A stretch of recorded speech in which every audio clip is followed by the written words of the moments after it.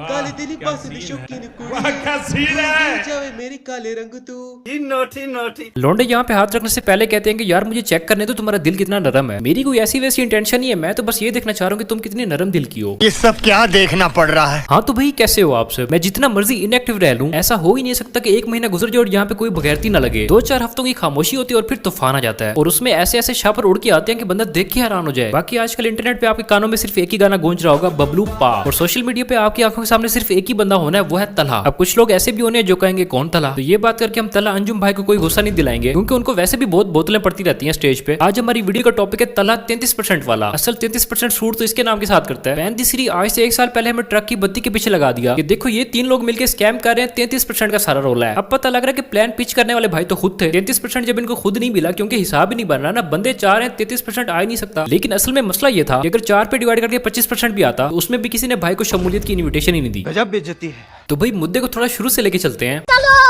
आज से कोई 1 हफ्ता पहले मैंने टिकटॉक ओपन की, इंस्टाग्राम ओपन की, आगे से तलहा भाई की वीडियो आ रही थी। मैंने कहा भाई ये तो टेम्पर्ड है, एआई है, टेम्पर वीडियो है। फिर अगले दिन मैंने टिकटॉक ओपन की तो नई वीडियो आ गई। मैं कहा लो भाई ये तो कोई वेब सीरीज चल रही है। तीसरे दिन इंस्टाग्राम ओपन की तो नई वीडियो आ गई। फिर मुझे इस बात पे यकीन हो गया कि भाई गरीब की छत और टिकटॉकर्स की वीडियोस लाजमी लीक होती हैं। कैसे इस मुल्क में रहे। फिर मैंने जरा बैठ के वीडियो का डीप एनालिसिस किया, उसको जूम करके देखा। मैं क्या वीडियो तो बिल्कुल रियल लग रही है, एआई है ही नहीं क्योंकि पिक्सल कहीं से खराब ही नहीं हो रहे। लेकिन अभी भी तलहा भाई अपने इंस्टाग्राम पे लोगों को ये दिलासा देने में लगे हुए हैं कि भाई वीडियो एआई है, टेम्पर वीडियो है। एक तो वो हकीम लोहा पाड़ और दूसरा ये जो बची पाड़ लोग हैं, इनकी जब भी कोई वीडियो आती है ये कहते हैं नहीं भाई ये तो टेम्पर्ड है। लेकिन जो भी हो ह्यूमन सेंस अभी भी काम करती है तो पता चल जाता है। अच्छा इनकी वीडियोस लीक हुई हैं तो पता चला कि इनके अपने ही दोस्त ने लीक की हैं। हम तो एक दूसरे से प्यार करते हैं ना राधा। राधा मैं कोई प्यार नहीं करती। पता नहीं वो कौन से लोग हैं जिनके दोस्त उनके औजार की तरह उनके साथ खड़े रहते हैं। और एक तलहा भाई के दोस्त है जिन्होंने कोशिश किया कि इनका औजार ही कटवा दें। औरत को तो जोन सी जबर हो रहा है, बॉयज के साथ भी हरासमेंट हो रही है। खैर मैं उन वीडियोस पे ज्यादा बात नहीं करूंगा, लेकिन मैं बात करूं ना करूं कुछ होना नहीं है क्योंकि लोग तो पहले ही बात कर रहे हैं। कुछ लोग तो ये भी कह रहे हैं कि भाई इसकी अनबॉक्सिंग वीडियो कब आएगी, इसका रिव्यू तो दे दो। तुम्हें शर्म है? कुछ शर्म आया है? हम बात करते हैं उस पॉडकास्ट की जो कि तलहा के एक दोस्त ने दी है जिसका नाम रजा है, जो कि इसके साथ काफी सालों से काम कर रहा था। अब जाके उसने भांडा फोड़ दिया है। उसने 1.5 घंटे का पॉडकास्ट किया और पूरी पॉडकास्ट का मुद्दा ये था कि तलहा से बड़ा मतलबी, दोगला और बगैरत बंदा कोई नहीं है। इसकी माँ का भोला चेहरा। और किस तरह ये बंदा दूसरों को एक्सपोज करके लोगों की नजर में अच्छा बना हुआ, खुद कितना बड़ा स्कैमर है। पैंदी सीरीज सारा मसला है ही कोर्स का, इसलिए मैंने भी अपना कोर्स लॉन्च कर दिया है। नहीं गाली देने की जरूरत नहीं है, मैंने फ्री कोर्स लॉन्च कर दिया है।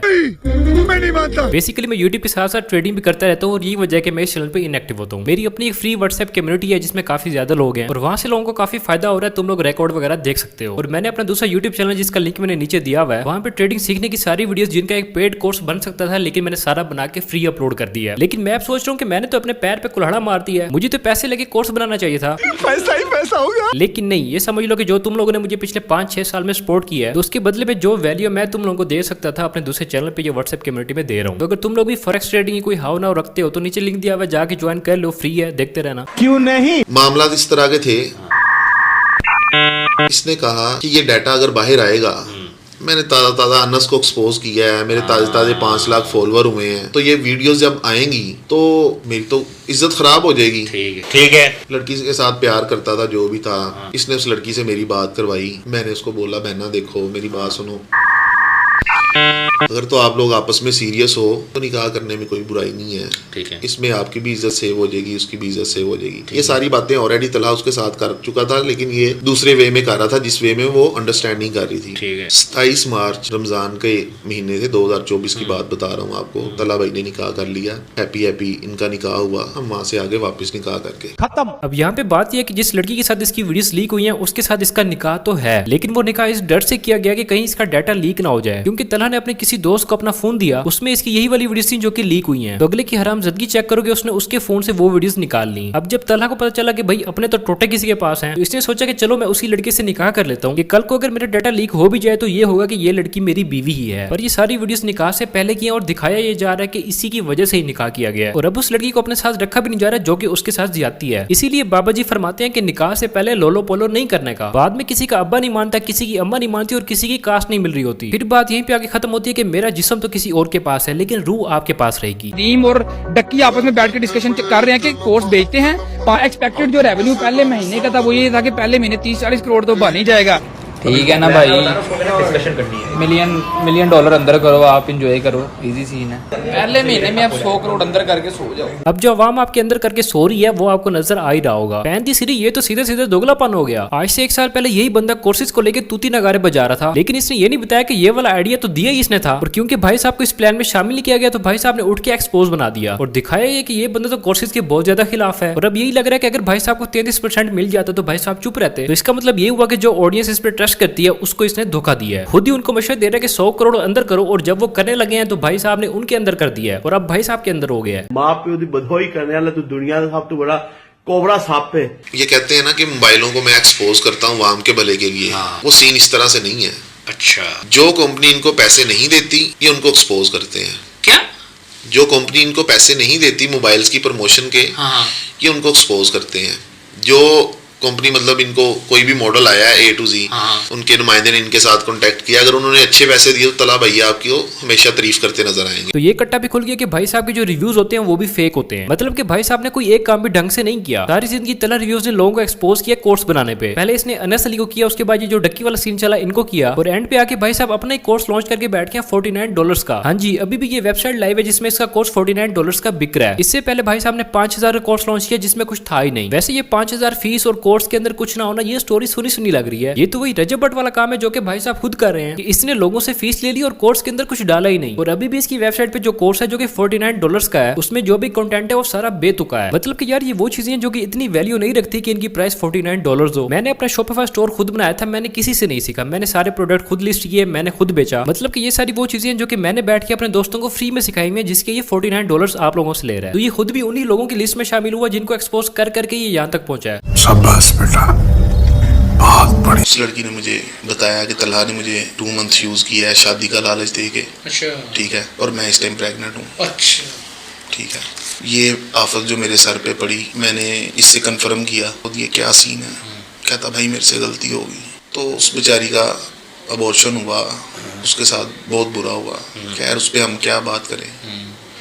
अब यहाँ पे तला भाई फुल लड़कियों में लग चुके थे। अब अगर ये बात सच है तो इससे बड़ी हरामजादगी और कमीनापन क्या ही हो सकता है। हालांकि आप एक बड़े क्रिएटर हो, आपके पास पैसा भी है, शादी करके घर भी बसा सकते हो, लेकिन नहीं, एक लड़की को यूज किया, बच्चा करके छोड़ दिया और कहा मेरे से गलती हो गई है। अगर ये बात वाकई सच है तो फिर गलती तो किसी और से हुई है। बाकी हम देखते हैं कि तला की तरफ से रिस्पॉन्स क्या आता है इन चीजों का। लेकिन फिलहाल जो चीजें खुल के सामने आई है वो बहुत ही शॉकिंग है। मतलब कि एक बंदे का इमेज इंटरनेट पे डिफरेंट है और असल में तो वो बिल्कुल डिफरेंट है। तो जब मेरे वालिद साहब की डेथ हुई तो अचानक डेथ हुई उनकी। अच्छे भले थे, बस अल्लाह ताला का हुक्म था।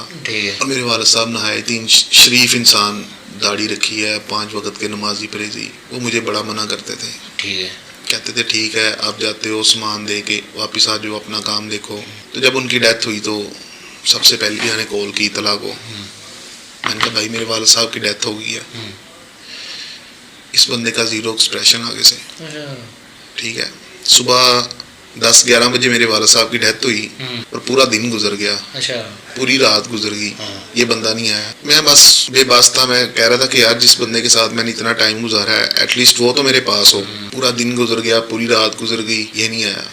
ठीक है, ये वही बंदा है जो मुझे मैसेज करता था कि रजा भाई मेरी तबीयत नहीं सही, आज मैंने मर जाना है। ठीक है, मैं इसको 100 दफ़ा हॉस्पिटल लेके गया, खाली इसको नहीं, इसकी पूरी फैमिली को, इसके वालिद साहब को, इसकी वालदा को। ये बंदा अगले दिन आया, ये और इसके वालिद साहब आए, सूट पहना हुआ इन्होंने काटन का। ठीक है, कोई बात नहीं। जनाजा पढ़ के खाना खा के बंदा उसी टाइम वापस चला गया। अच्छा, इस बात से मेरा दिल इतना टूटा, लेकिन फिर भी मैंने चीज़ों को इग्नोर किया। मैंने कहा चलो कोई बात नहीं भाई है। अब मुझे समझ नहीं आ रही कि तुमने ये चीजें इग्नोर किसी लालच में आके की हैं या तुम वाकई बेवकूफ हो। क्योंकि दोस्त खुशी का हो या ना हो, लेकिन गमी में लाजमी होना चाहिए। अगर वो नहीं है तो वो आपका दोस्त नहीं है। पूरी पॉडकास्ट में इसकी साइड का खुलासा ये था कि इस बंदे ने उसकी बहुत हेल्प की है, उसके लिए पर्चे भी खाए हैं, बेइज्जत भी हुआ है। इवन कि तलहा के घर वालों ने इसको बेइज्जत किया, इस पर ट्रस्ट नहीं किया और वो इसकी जिंदगी के सबसे बड़े गम में भी शरीक नहीं हुआ। लेकिन उसके बावजूद भाई कह रहे हैं कि मैंने ये चीजें इग्नोर की हैं। या तो ये भाई साहब कुछ ज्यादा ही सीधे हैं या तो बनने की कोशिश कर रहे हैं, क्योंकि आज के दौर में तो ऐसा बेवकूफ कोई भी नहीं होता। ठीक है, मान लिया दोस्ती है, लेकिन दोस्ती में भी कुछ असूल होते हैं कि बंदा कम से कम एक दूसरे के गम में तो शरीक हो जाए। तो मुझे ऐसा लग रहा है कि कुछ बातें ये भी बना रहा है। बाकी जो कोर्स वाली बात है वो तो हकीकत है कि इस बंदे ने आवाम को पागल बनाया है। बाकी जहां तक लड़की वाला चक्कर है तो सुनने में आ रहा है कि वो लड़की खुद भी आना चाह रही है पॉडकास्ट में, तो देखते हैं कि क्या आता है। बहरहाल मैं ये सारी चीजें देख के हैरान रह गया कि एक बंदे के कितने चेहरे हो सकते हैं और पैसा आने के बाद बंदा अपनी औकात कैसे भूल जाता है। बाकी तुम लोगों की क्या राय है मुझे कमेंट सेक्शन में लाजमी बताना। वीडियो पसंद आई तो वीडियो को लाइक कर देना, चैनल को सब्सक्राइब कर देना। मिलते हैं नेक्स्ट वीडियो में, तब तक के लिए बाय।